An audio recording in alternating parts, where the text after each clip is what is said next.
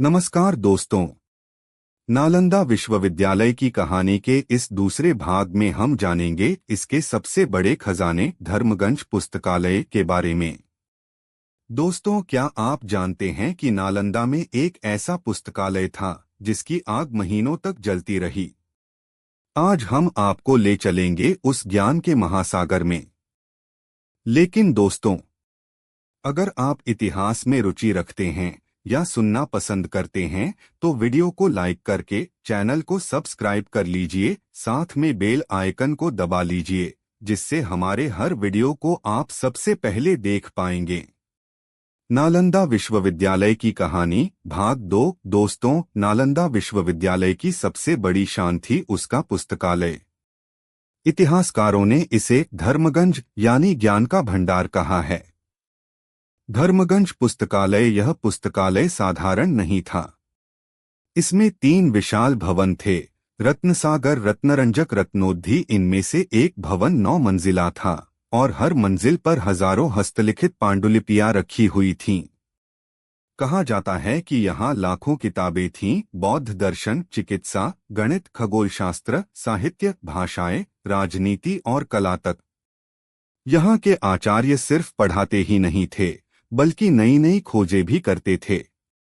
नालंदा को सिर्फ शिक्षा का केंद्र नहीं बल्कि अनुसंधान संस्थान कहा जा सकता है।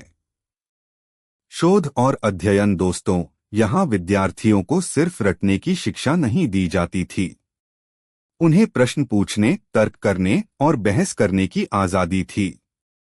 विद्यार्थी आचार्यों से घंटों सवाल करते और विचार विमर्श करते। ह्वेनसांग ने लिखा कि नालंदा में प्रतिदिन वाद विवाद होते थे और इनमें हार जीत के आधार पर विद्वानों की प्रतिष्ठा तय होती थी। यहाँ खगोलशास्त्र का गहरा अध्ययन होता था। ग्रह नक्षत्रों की गति, पंचांग निर्माण और समयगणना की विधियां नालंदा से विकसित हुईं। आयुर्वेद और चिकित्सा पर भी यहाँ विशेष शोध किया जाता था।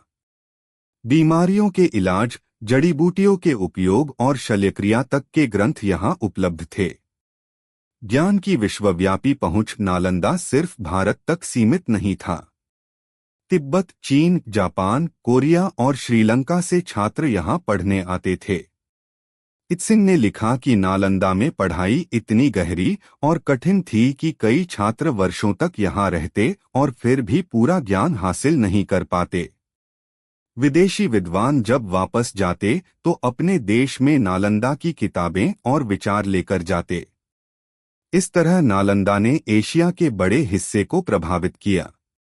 तिब्बती बौद्ध धर्म, चीनी दर्शन और एशिया की कई विद्या शाखाएं नालंदा से निकलीं।